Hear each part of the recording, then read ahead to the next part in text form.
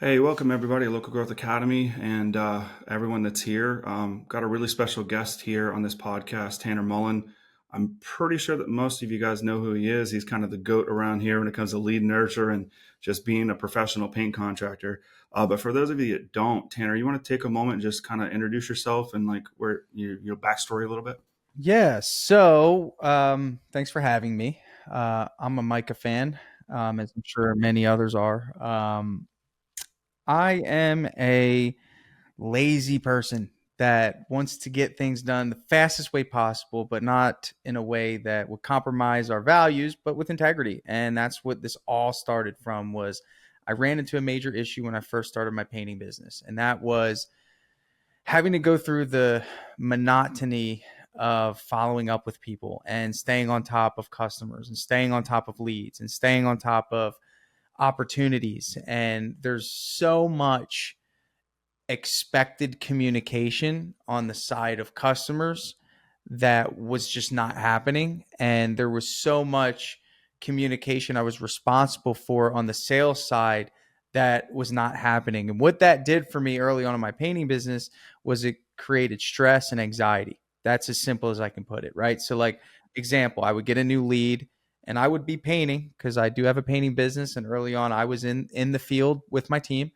and I had to make a decision. Do I get down from the ladder and call this person who has a statistical chance of like 10% of answering, or do I just keep working and call them later? And that kept showing up for me in different ways, whether it be a lead sent to me from Home Advisor, or it would be someone that came in on my website at 9 o'clock at night on Saturday, and I had to decide, is it an appropriate time to email or is it an appropriate time to call on Sunday? And then there'd be times where I'd be with my family and I'd have to step away from my daughter's soccer practice and go make a phone call or take a phone call from someone calling in because of the fear of missing out on the opportunity, because there's this fear now that if you don't respond instantly, the customer's just going to move on, which they will, because I'm a customer and That's I what do that's that. what the data shows, man. It's quick too. It's fast. Yeah, it's real fast. So me being lazy in a sense, but more importantly, wanting to find the most efficient way to do something, I began the pursuit of solving that problem, and it turned into something pretty cool. And that's how that was kind of the why behind creating drip jobs, right? Yeah, which originally started off as Trade Thrive, which is funny because I didn't anyone, know that original name. Yeah. yeah, Trade Thrive was Okay. this thing when I started documenting my journey on Instagram of me selling paint jobs and going over techniques and closing techniques. And it was really cool. It was when Instagram stories first came out, which got you a Okay. lot of views, right? You know how they do it, right? You Oh yeah. get, so I was getting like 400, 500 views per story, which never happens anymore. But it was cool because I was building relationships. I was starting to understand the community. And I have a sales background. I sold cars, life Mhm. insurance. I just love sales. Like, I think it's my favorite thing to do. So for me, like, when I got into this industry, I wasn't selling. I was guiding customers to get to their destination, which was so cool because car sales is very cutthroat. Life insurance is Right. very cutthroat. Mhm. And sometimes I didn't feel like I was selling people something they needed, or wanted, which sucked. So in this case, Mhm. I'm selling something that people want. So with that, yes, it started off me documenting my journey, connecting with people like Skylar Stewart, some people that, Brad Ellison, me and him communicated like 5, 6 years ago, 7 years ago on Reddit, Mhm. and just meeting some of these industry leaders, and they were having the same problems as me. And the interesting thing of that was, I said, okay, well, you know what I'm going to do? I am going to figure out how to follow up with leads. That was the first, like, initial problem I wanted to solve. Was like, what happens when a lead comes into my world? How can I send them an email automatically? And Mhm. funny enough, I came across this thing called Zapier, which you might, I don't know, Mike, are you Oh, I familiar use with it that thing? daily. Is Yeah. that not the greatest It's app it's the ever greatest made? thing. Yeah. Imagine the valuation of that company. Anyway, so It's pretty big. it's Yeah. pretty big. So Zapier actually is the reason all this was able to occur, because I started to learn about what a webhook was, and a webhook is essentially, the ability to grab data from, one app and, hook the data. And at the time, Home Advisor didn't advertise this, right? Which was weird because it's like you'd think that they would want their users, they probably still don't, but they would want their users to connect with apps and send data.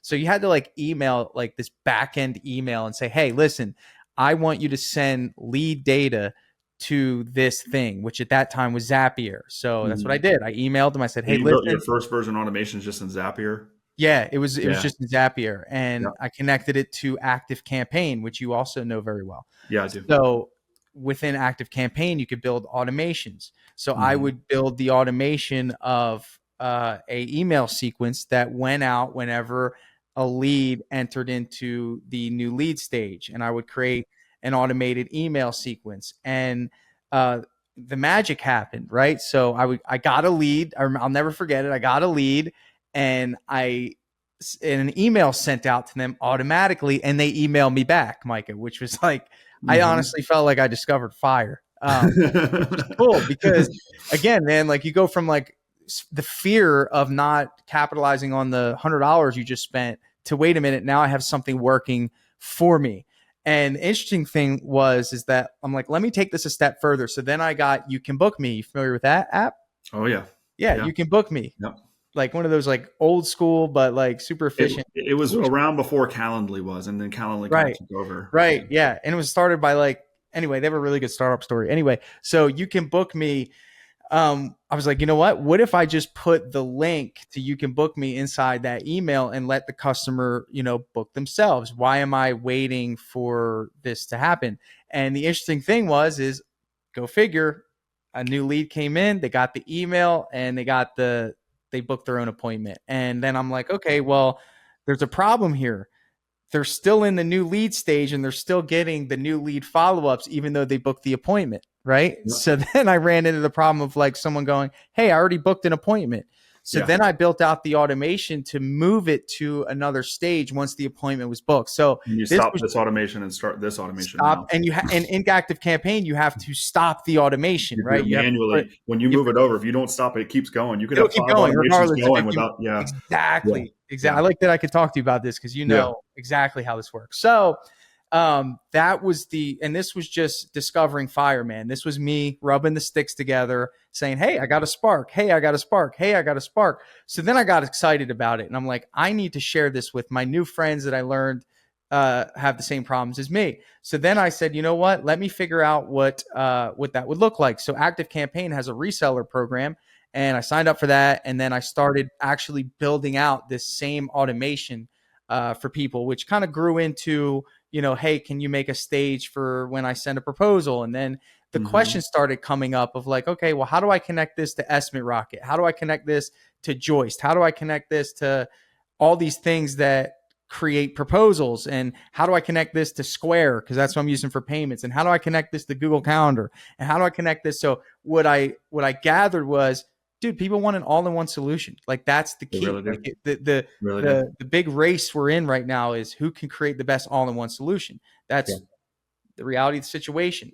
I don't think I've ever ran into anyone that was just like so excited to have 5 apps, Well, dude, as a marketer, I mean, you know what I do every day. I have to have like 50 tabs open every day in a normal work day. Normal work day. And oh my gosh. Yeah, that's just a normal day. My computer hates me from how many tabs that I'm I with have you, open at any given time. dude. It's always like, what are you doing, Mike? And I'm like, this is normal. Um, but yeah, I mean, I always love centralizing things, and I do have a ton of background in a bunch of automation systems: Active Campaign, Infusionsoft, HubSpot, um, Pipedrive, all the big Yeah. ones. And even as great as they are, and they are good, those big ones are like great for being the best general, marketing automation systems, and they're all really good at that. But what I love about Drip Jobs is that, number one, it's like purpose built for trades. There's things that are in it that like the other ones you have to like custom build. Right. And I think that too, it's great. You out of the box have pre-built messaging. You Right. know this. I don't know if anyone else here knows this, but if you just go by a Go High Level or an Active Campaign or How much HubSpot or time, any, dude? How much time? dude, hundreds of hours, hundreds Hours, of bro. hours. Yeah, it Yeah. could be thousands, but a bare minimum, you're going to spend at least a month, just like full time, someone sitting there writing emails and Yep. texts and Building the programming stages, building tags the and movement. conditions and if Yeah, else statements. And oh my gosh, it's nuts. it is Just to build like a 10 sequence pipeline that Drip Jobs comes with out of the gate, out you of the know? box. Yeah. Not many Now people it's cool appreciate because that. So you I'm can soaking use this it up. immediately. Now you can tweak the messages later. You can add Yeah. custom stages if you want, but use it Yeah. immediately. I don't know that people understand how much time that actually saves, Well, you I know? think it comes down, Micah, to what uh, how people perceive sales. And I don't think it's been globally adopted yet that the pipeline sales system is the gold star. Yeah, it Um, is. and it might start being, but it's very difficult to run a contracting business without a pipeline sales system. Back in the day, you go into any contracting business, they have a big whiteboard, right? They'd be And on a that whiteboard of Post-its or something. Yeah. right, and they would erase the name, move it over. Erase the Mhm. name, move it over. So this isn't anything Mhm. new. We just digitized it, and I said, well, first of all, let me outline how many stages. So when I first created the first version of Drip Jobs, and this is full honesty, I don't think I've ever told anyone this, but like when I pitched it to the company that built it, I said I only want drips in 3 stages: new lead, estimate scheduled, and proposal sent, because that's the only ones that I built for Trade Thrive. Oh, and project complete, right? Okay. Because we Yeah. want the review link to go out, Yeah. right? Yeah. Well, the way they built it was they allowed for drips to happen in all the stages. And when I was testing, I'm like, you know what? Every single stage deserves communication. Everything does. Everything, 100%. every stage Mhm. that customer goes in deserves communication. And we've narrowed it down to 11 stages every customer has the potential to go through in the home service Mhm. industry. Now, Yep. in my business, because of obviously we're more advanced, like we're taking people through sometimes 14 or 15: color Yeah. confirm, scope My review. my I don't know if you know this. I don't think you've I ever know. seen my pipeline. I've I have seen about Russell's. 30. 30. It's 30. crazy. I love that. Yeah, it's nuts because there's just so many things. Now, from a trade perspective, most of my clients, we start with drip jobs as the default 11, and then normally based on their needs, we might add a couple stages here or there, tweak it a little bit, which I think is a fantastic feature. I'm 100% with you. You got to communicate all of those stages. I think, and there's a couple people that do this really well, and I know you do it really well. Like you can also include like links to videos and stories and stuff. Like Bradley Ellison was one of the first bigger guys that I saw do this, and it's fantastic.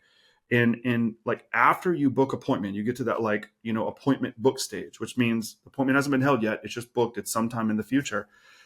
One of his automations has an email that goes out and it's got a link to a video, and that video was it was like a 2 to 4 minute Yep. video, kind of basically just saying, "Hey, I'm Bradley Ellison with Ellison Painting. Before we get to meet, I want to walk you through what it's like when we get there." And he level sets all the expectations to get there. And I mean, I know you know this, but I mean, if anyone that's listening that doesn't, most of marketing and most of sales and most of growth and being professional is just accurately communicating. You know, telling people what's going to happen before you do it, like just showing up randomly and them not knowing, it's not as professional as telling them ahead of time. And that's where Drip Jobs is awesome because you can tell your story and run them through your process. It does the heavy lifting, but it also creates the perception. So in other words, like, before someone gets on stage, if someone doesn't know the speaker, like, and he just goes on stage, it's going to take him 5 to 10 minutes Yeah. to win the audience over, which is a lot of time, like Yeah. on stage. But if the person who precedes that speaker spends 2 to 3 minutes saying, "Hey, this is Micah McLean. He's known as one of the industry's smartest, most diligent, humble, and honest SEO Google marketing experts. He's transformed over 100 websites and has the most professional templates I've personally ever seen. If there's anyone you want to listen to, it's Micah." So guess what? The attention of the audience now is, okay, I don't need to worry about trusting this guy, Yeah. right? I'm going to trust what he says, and they're going to buy into what you're saying a lot faster. So it's the same concept with the customer pipeline. And the thing is what I notice is that most businesses don't treat that crucial time period between the time that the person initially books the appointment to the time they show up as powerful as it should be. It's almost like that Yeah. intro that I just described. Yeah. So what happens is when you knock at the door, your customer subconsciously is reading whether or not they can trust you. So Yeah. maybe you pass the trust test on an ad, which still isn't very trustworthy because most people are used to being marketed to Yep. in a way that showcases your best self. But then again, we know that marketing isn't always the best indicator of if you're trustworthy. It's only the best indicator of if you have a great marketing company and you're professional, right? But Yeah. trust is something that is the exchange metric would get somebody to pay you. So that time period may be, I don't know, 2 days from the time that person got excited, saw the ad, committed to the job. And that 2 day time period could be used to do what you just said, to send the video, to send the story, to send a little bit about who the estimator is, to send what the expectations are. In my business, we send an email to them within 4 or 5 hours of them booking the appointment, giving them the questions that they should ask us as professional painting contractors. I And I know. tell a story Yeah. about how I had to get my land graded and I never hired a dirt company before. And I had no clue what to ask them to see if they were a legitimate company. And I That's tell great. that story in the email drip that goes out to every one of my customers. And guess what? People reply to that and say, thank you. And that was really professional. I'm excited to meet you. This was Yeah. different. This was enlightening. So there's definitely something there. And it's not about blending in, it's about standing out. I think nurture sequences allow you to stand out, but also in an automated, like you put it earlier, like a lazy way. Like you want to say these Right. things, you want to guide them, you want to have these conversations. But if you tried to actually put a human on it, man, you need a call center to do this. 24/7 call center, you Yeah. know? Yeah. You want to, like, the way I see it is I crank each customer through a conveyor belt. It's almost like the Ford assembly line, right?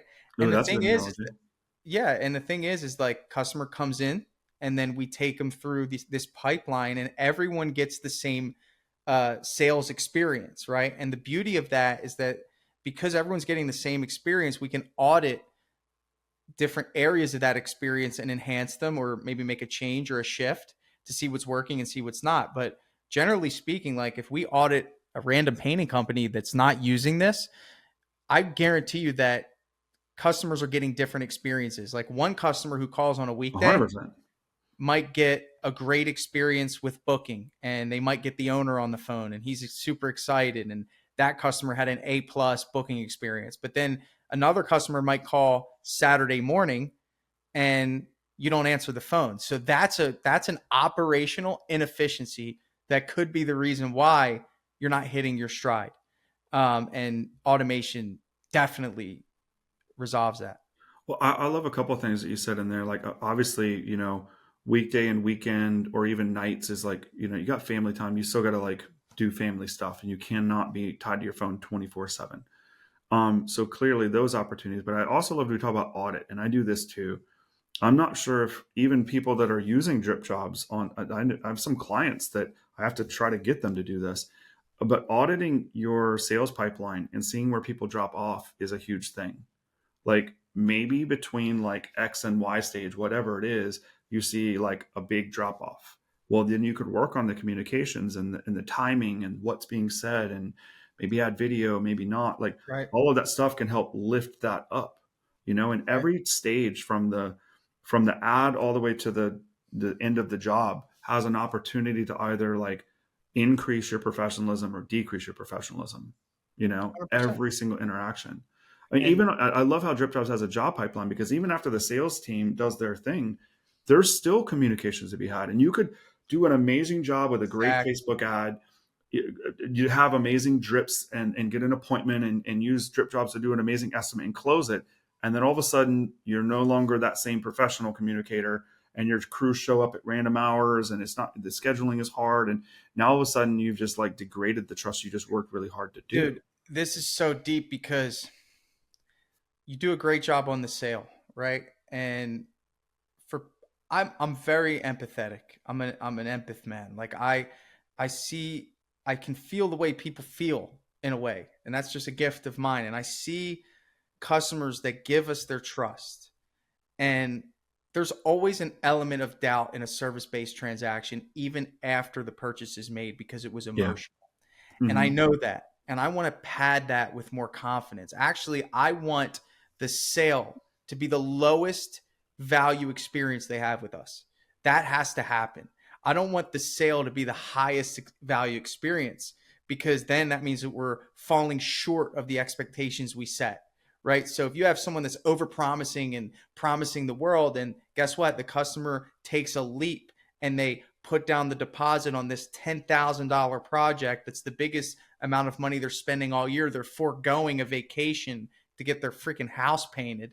Okay. Mm-hmm. And you go 3 days without a word to that customer, I know it doesn't look thinking, good. okay, Yeah. thinking that the customer's like good with that. Guess what they're doing? They're second guessing whether or not you were the right choice. And they're thinking that you got the money, you got the job.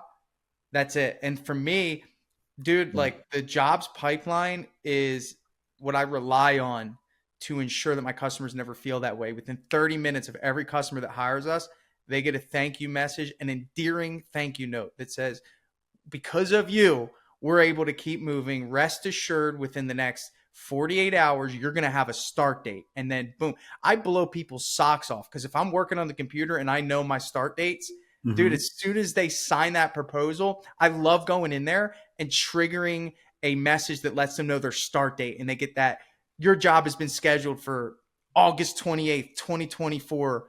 Get Yeah. excited. We can't wait. And then the next day, they get a message that says, hey, just so you know, we offer a free color consultation. Are you interested? Please let us know. And if it's yes, great. We schedule that color consultation in. And then here's a stage that we added, is that colors confirmed, which people really Mm. like. Guess what? Once we receive their colors, we move it over to colors confirmed. And from there, we say, hey, great news. We got your colors. We've locked them in. Next stop, the painters come. We use the keyword of the start date. Remember, your start date is this date. We put a little caveat at the bottom that we're in Florida. Sometimes the date changes, Yeah. but but you know how that goes, right? And then Yeah. guess what? Like, that's just building confidence. I always Oh, want yeah. to over deliver value. That is just who I am. That's who this company is. Not only for our users, but for the customers of our users. We take it so serious. I love that, and I think that's fantastic. And um, I mean, I think this is such a necessity, and it shocks me. You said a minute ago, like, that pipeline function is like the gold standard, and it is. And for any random person here that hasn't seen that, it means like a vertical stage of here's where new leads are, and then here's where appointment requested, and whatever those stages are. And I do believe it's a gold standard, but it's crazy.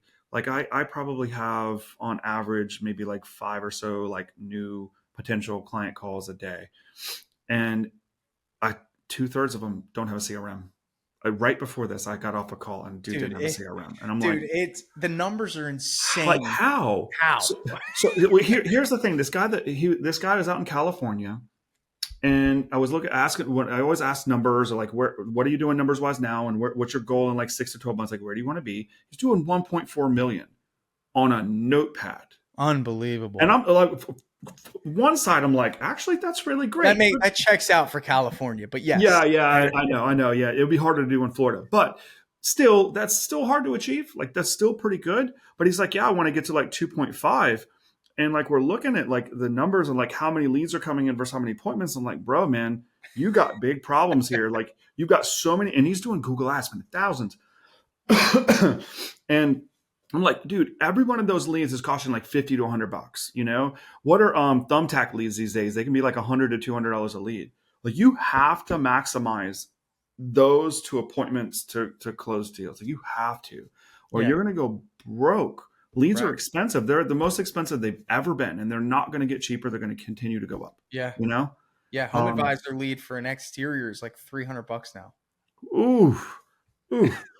But here's the thing. Like, if you can close 1 in 5, it probably is still worth it. Well, I think it's because they're just getting so many people that are leaving their Yeah. services. Like, Yeah. they have to make up for that, because they used to be $50, like 50 to Yeah. 75. It's unreal. It is unreal. But even like if you were to back up like 2 years ago, I know what this is, like an MCC, like the Google like account manager, because most people just have, if they have Google Ads, you just log into Right. Google Ads. I have this account page where I can see all my clients. And it's a kind of neat view that most people that are individual business paint contractors don't get to see. Because I can look at aggregate across the entire country, across hundreds of clients, and see the statistical average, right? And that's a kind of neat view that most painters don't get to see. If we back up like 2 years ago, like Google Ads cost averaged was about $50, Mm, right? That was the average across the nation for all of my clients, new, old, didn't matter. Now it's sitting around 80. You know what I mean? 2 years later, it's nearly doubled yeah, with no strategy change. Well, yeah, small strategy change, but still the same quality of work being done, the same right. quality of websites and ads and all that stuff. So we're seeing this on all Crazy. platforms. I know Facebook lead cost is going up, like Oh yeah. everything's going up. So I think Well, I the think only, with Facebook, I think what Facebook will always prioritize is engagement. And I think yeah, it's just gonna be like, if you don't put together good ads, you know, it's just not gonna work out in your favor. for Before sure. you For can sure. throw up a before and after picture and just send it out, Yeah. and you Yeah. get, and you get leads. Yeah, I mean, both platforms, and I'm not even going down the marketing route. There's pros and cons to both. I'm just saying, like, regardless of what you're spending, whether it's DIY or whether it's Angie's or Facebook or Google or whatever, you're spending hard-earned money from your True. company's revenue at a really big expense. Marketing can be some of contractors' biggest expense, minus like labor, maybe. It can It's be. a And big it's an expense. uncomfortable amount of money for someone who's not used to it, and then they Yeah, see, yeah, what it is. But I call drip jobs lead insurance, even though it does more than that. But yep, if you're spending $3,000 on leads and marketing, $147 platform to just make sure that they're being followed up with at all hours of the night is yeah. it's a good play. Yeah, absolutely, for sure. So, like, um, yeah, I love that, like, lead insurance. I mean, the way that we break things down for our clients is we kind of like, we kind of look at the client side of things, not our clients, but their clients, right? So, like the end customer, and the first stage that they interact with is marketing stuff, Facebook ad, Google ad, something, Right. and then the next thing is they're in some sort of, they've called or fill out a form or something, Facebook message, and now they're in that lead center, and that's where Drip Jobs does that heavy lifting, to try to book appointment. And then the next phase is like where you're in like the bidding process. You're going to the job, you're bidding, Yeah. you're closing those deals, and then the next phase is like doing the job. And I know that you could break that down. There's pre-scheduling, and but big picture breakdowns. There's the job thing, and then afterwards, it's like, how do we turn that into a review? Like those reviews are digital gold, man. Um, and so, like, we tend to break those things down in those five big steps. And what I love about Drip Jobs is it does all five of them, like just from top to Yes. bottom, it nurtures all of them. Those are like the most important parts. And we advocate for like maximizing the marketing to appointment rate, and then maximizing the appointment to close rate, like, sales skills, and then doing everything you can to keep the customer happy and communicate well during the job, and then afterwards do everything you possibly can to get repeat business and referral business and reviews, you know and I think that's what most professional I know you do that, but like there's so many contractors that I talk to that just not doing I any of think that that, or maybe not some of it, or so I have an interesting blend of experience that forced this to be my standard. And the first uh, business life journey that I had was the restaurant industry. hmm And the premise of restaurant industry is hospitality, over hmm delivering, yep, empathy, because you have to like, and the ability to um, earn the tip. You know what I'm saying? Like, yeah, yeah, like you don't just like, you can't give poor service and expect to get paid. So like overcompensating and over delivering and over communicating is something like when I had a table at the restaurant and let's say they put their food order in and that food order, Micah, was like, it would be the kitchen's backed up. Well, if I went the entire time between they put the order in and the time that the food was ready and didn't go to the table and say, hey, just letting you know, the kitchen's a little backed up, but they're working on it. I saw your ticket. It's coming up. Like if I didn't do that 2 or 3 times, then that individual sitting at the table or family, they'd grow with frustration. hmm And people need checkpoints. They need to feel like something's happening or else they're going to feel Like they have to start thinking. And when you're expecting someone to pay you, you need to be doing all the thinking. You need to be the one that makes people feel like you're in control. And there's so many components to this, right? Yeah. Like reminders, appointment reminders. We released that feature, and that's another big one. Job reminders, letting people know that the job's going to be starting, updates. You know, there's so much of that. So the first element for me was like the restaurant. And then when I got into sales at the car dealership, this was eye opening for me, man, because there was so much psychology of the way people buy that I learned. And I realized that I wasn't going to win people over with force. And I didn't want to win people over with force. I had to sell cars. I was broke. So it's not like I had the choice. But what I did was, is I learned that people bought primarily off of emotion, right? Like, the emotional buy is so important. And what was interesting in the car business is that most of the work was done because of the vehicle, right? So for example, like if I were selling you a car, Micah, you'd probably buy a truck. But if I were selling you a Tacoma, you Tacoma guy? I'm a Bronco guy, but Bronco guy? All right, well, any off road vehicle is good with me. like here's the thing, Micah, like I would learn a little bit about you and I would know that like, hey man, like this is a truck guy. This is somebody that's probably interested in a truck or whatever the case may be. And it didn't really matter what I said. I just had to be the guy that facilitated you to your goal. Right. And really that would be me doing my diligence as a salesperson to find the right car for you in the right color and identify the reasons as to why you want this truck. And I'd say, Mike, are you an outdoors person? And you'd say, yeah, I love going outdoors. Okay. Do you travel? Yes, I love to travel. Okay. Well, did you know that the Tacoma that I have on the lot currently has a tow package? Do you have a camper? Oh yeah, man. I love my camper. And did you know that the Tacoma is really good on gas? It's getting 22 miles to the gallon, you know, or whatever that is, you know? And then I would get in the car with you and the car would do the selling and you would feel, this is what happens when you sell a commodity, but you would feel what it would feel like to get the end result. And what's interesting about the service-based business is they don't know what the end result is. You have to tell the story of what that end result will be and then do whatever you can humanly possible do to over exceed whatever their idea of it is. So when I go into a painting estimate, it's all about building confidence, over delivering, you know, the experience so they can say, okay, whatever he's saying is going to be true. And then telling the story of what the experience is going to be like. And hopefully in their mind, they paint a picture of what that would feel like. That imagination is huge in sales. It's imagination. Yeah. It's all imagination. Getting someone to imagine where they are versus where they want to be. Not everyone has an imagination, by the way. Like you're right. Though you have to describe that. Colors. You have to lead them to it. Exactly. There's people that struggle with colors so much they can't visualize it. I'm looking at it and I'm saying, this would look amazing. I do this every day. Some people don't even make a buying decision because they can't pick colors. That means that they have trouble visualizing things, and you need to tailor your process to accommodate those individuals.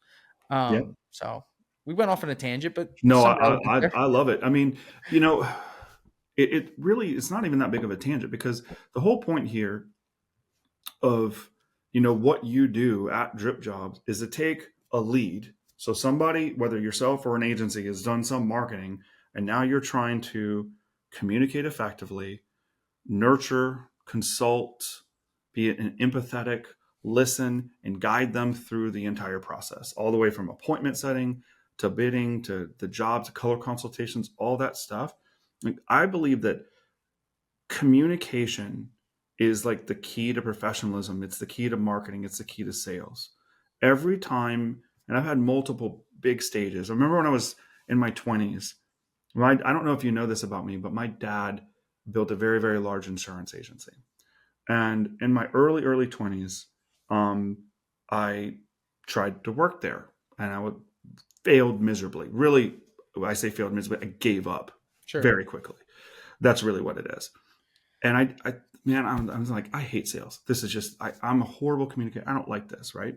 So several things throughout my career growth, every few years, I'm just reminded that like, okay, well, if I learn XYZ skill, this can get better, this can get better. And then it's funny because like a few years later, I ended up being the top sales guy at this agency that I built before this one.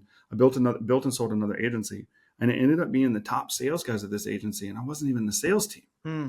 And I realized, I was like, dude, I somehow accidentally became a salesperson, not even trying to. Wasn't trying to be a salesperson. All I was trying to do, and you've said this a couple of ways, is trying to understand people, be an empath, and try to help people get what they want and help them envision a better future. That's essentially what you said. And all I did was that, and I ended up beating an entire sales team Wow. in my agency as one person. I ended up closing like 3/4 of our sales, not as a salesperson, and we had another 5-man team selling too. So I Dude, was it's closing that much. it's first of all, that's not surprising with you just knowing who you are, but I think like we got to understand the number one component of any sale is trust. Yeah. It's the transfer of trust. Yep. And I am not a fan of hardcore closing tactics, I'm not closing either. people at the table, telling them to Mm-mm. get their friggin' husband on the phone, um, you know, manipulation. No. I've done it because I had to, Yep. but I want people to hire me and my company because they arrived to that conclusion and they really believe that we're going to deliver for them. And that's going to equate to a better customer. That's going to equate to a better mutual experience. There's not this, okay, you sold me. Now show me why, like, Yeah. and I've been there too. I've had to Yeah. do it out of I've had that too. survival. I've had, I've got, I've I've had got that that too. I've got that tool in my back pocket. I can close you, but I'm not going to use it. I want people, dude, and this might be surprising to some, but like we email all of our quotes now.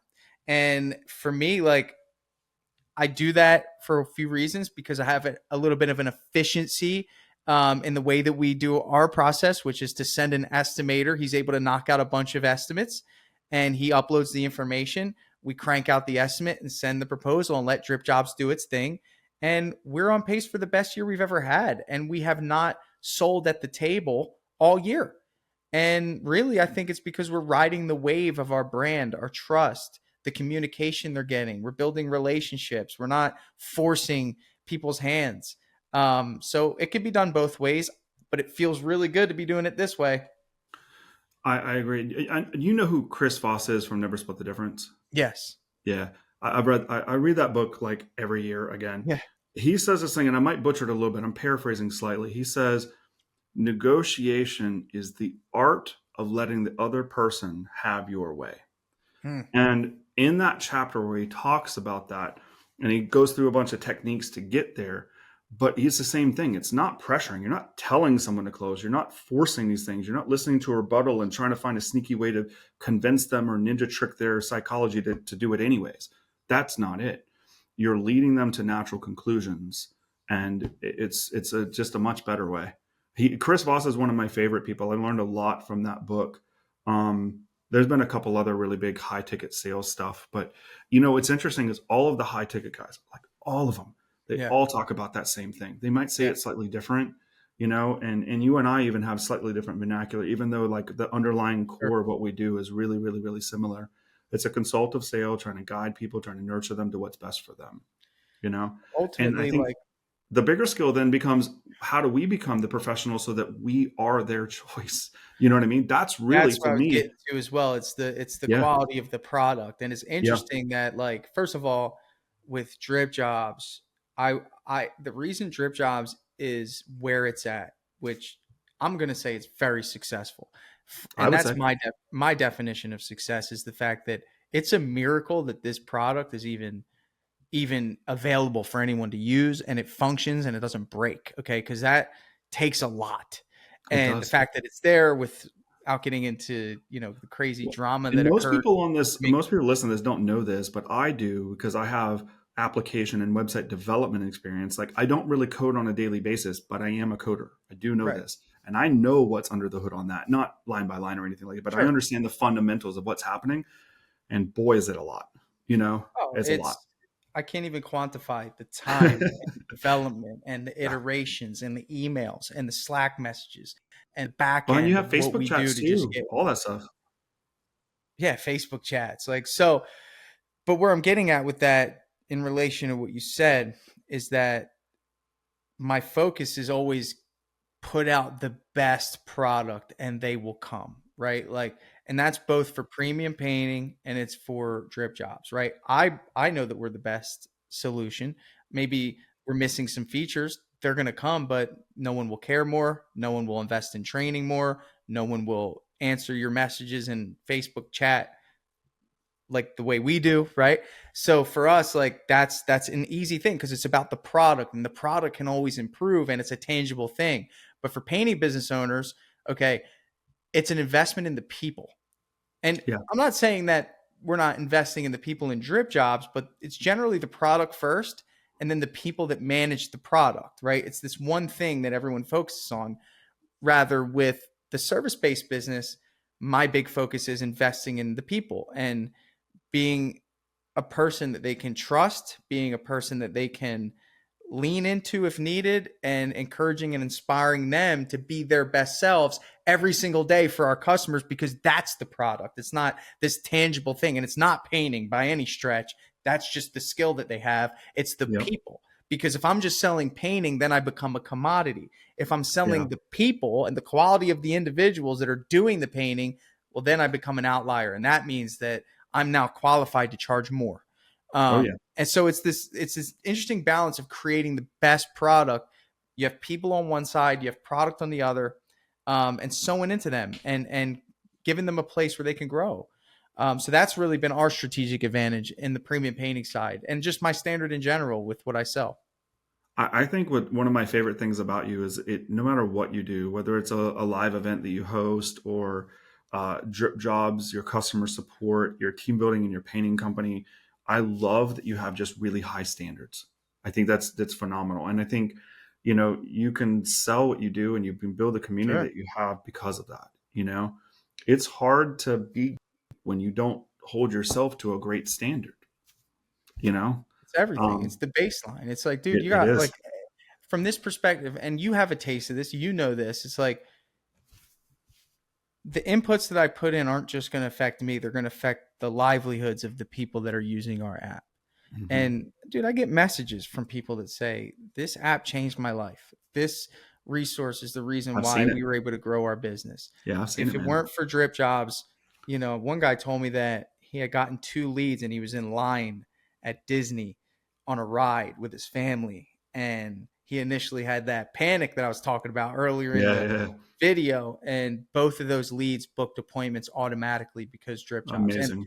dude, it's like, how can you not have a high standard when all these people are counting on you, man? And I like the pressure. I've always been someone that worked well under pressure.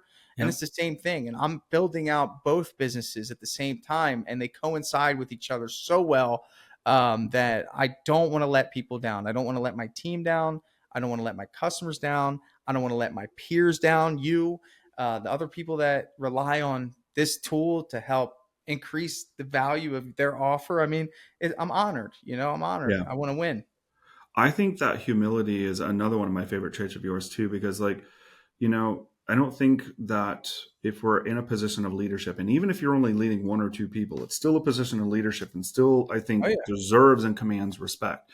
Whether you're on a stage talking to, like one-on-one talking to one person, or you're on a stage talking to 1,000, or you have an app that affects millions, whatever it is, it's still the same thing.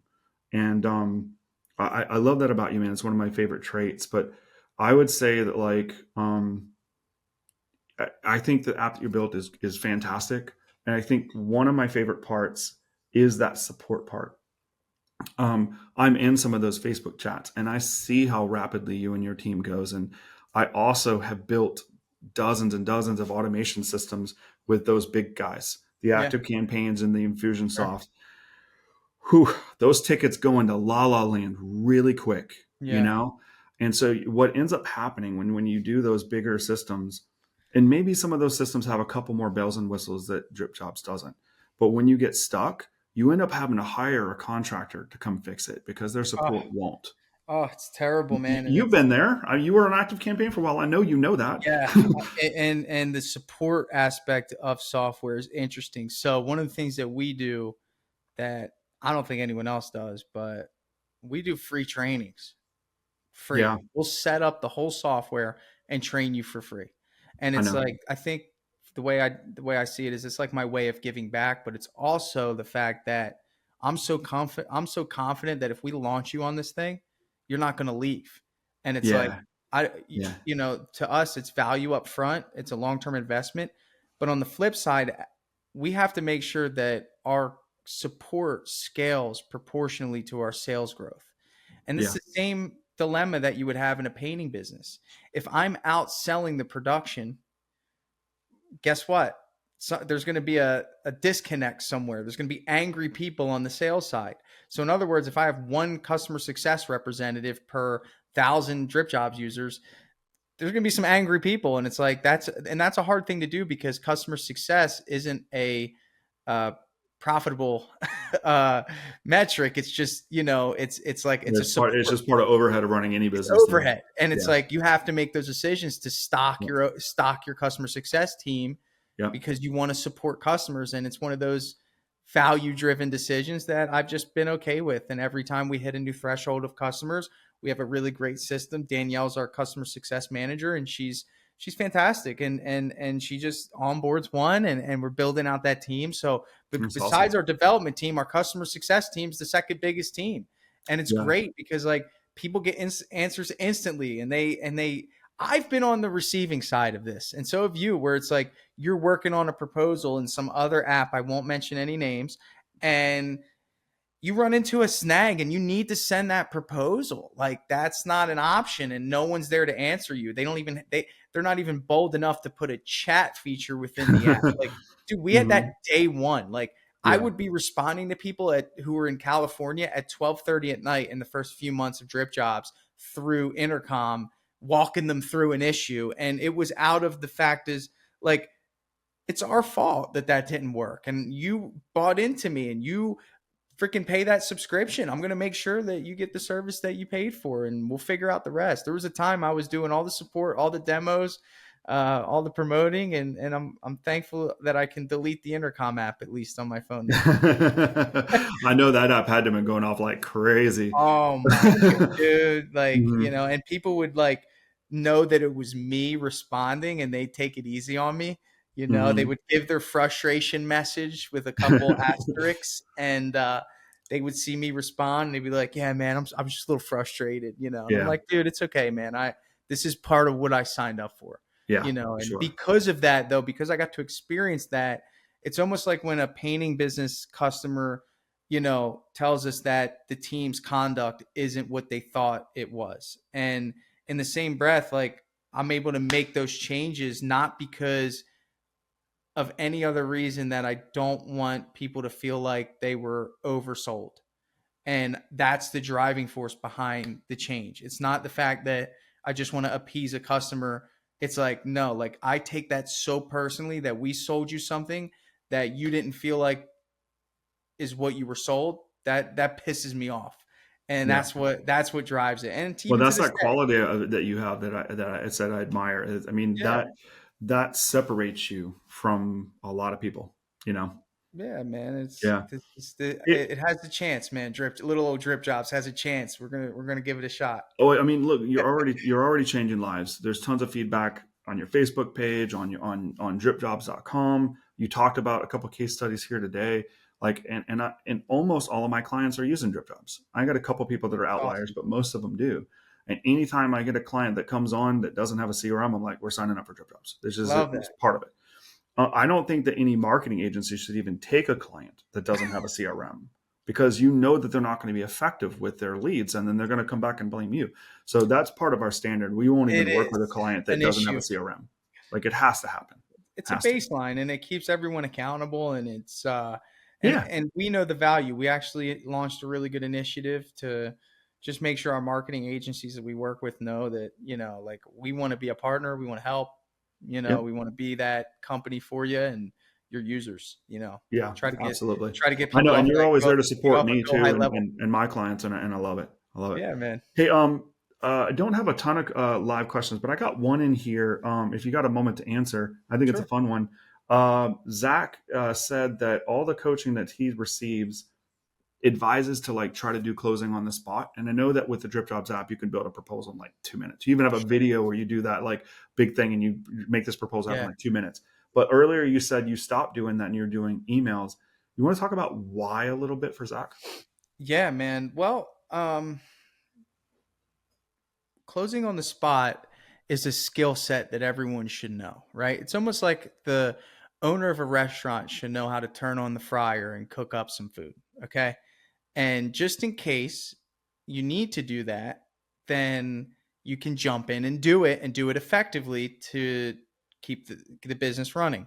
Why we don't close on the spot? Well, there's two reasons. The first reason is um, instead of hiring a salesperson who's 100% commission based, and I've done this and causes that in my experience causes friction because our production can only handle so much. So in other words, if he's faced with a opportunity that needs the job done within a certain time frame, our production team can't handle that time frame. He gets frustrated, right? So that eliminates the pressure, and it also eliminates the pressure of me having to fill a salesperson's schedule 5 days a week, okay, which is a real concern. Now, this is when you graduate away from being the salesperson as a business owner. When I'm just talking about a commission, that's all they do is sell, right? Yeah. So we're not at that capacity, and I'm not interested in getting to that capacity because I'm a big proponent of slow, boring growth, which ultimately will make sure that it's earned growth and it's not inflated growth, right? So for me, we're at 4 crews right now, and I've yet to run into a scenario where I need a full-time salesperson, which if I did, that salesperson would obviously be closing on the spot. So for me specifically, the individual that I have is an estimator, and what he's doing is he's kind of like a project consultant. He's going in there, he's taking the photos, building a relationship, giving the literature, driving there. These are all the things that I would be doing, but the only thing he's not doing is pricing and closing.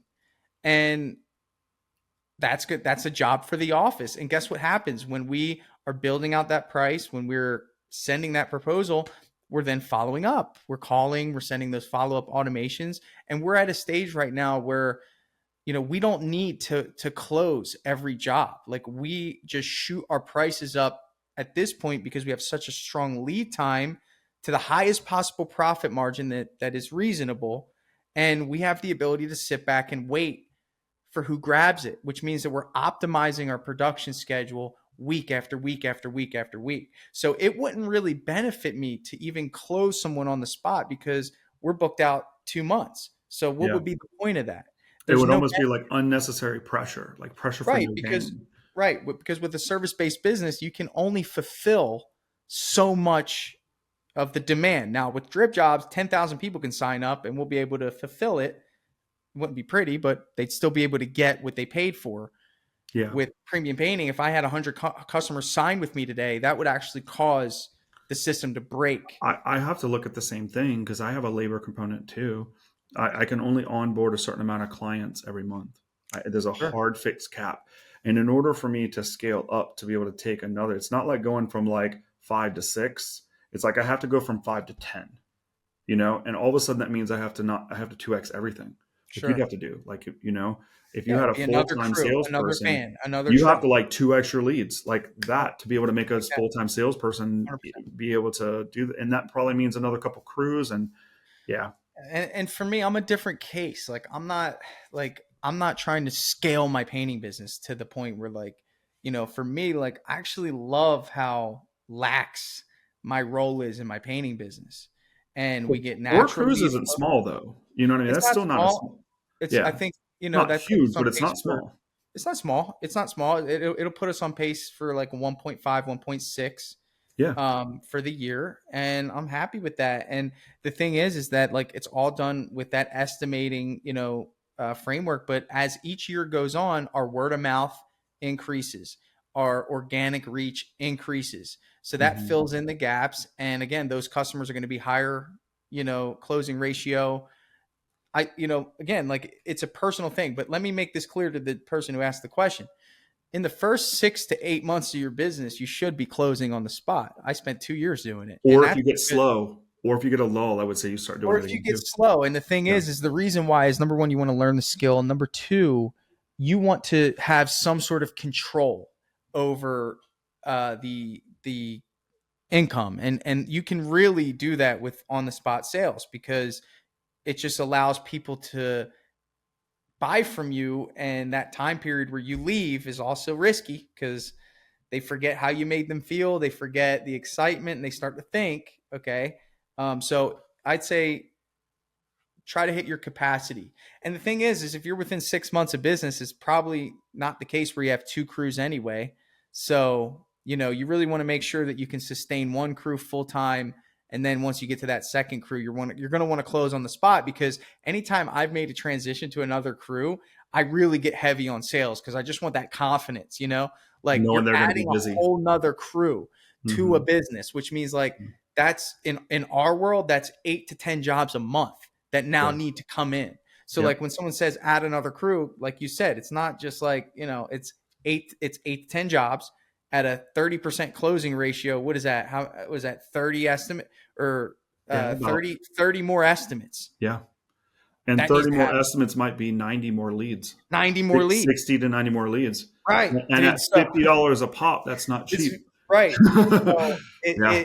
it's to your discretion, but for me, it just works out. I love sending proposals through email and then following up, going over them. But we don't need to hunt, but you should have that skill set if you need to. I completely agree. I love that. And I'd back that the same thing.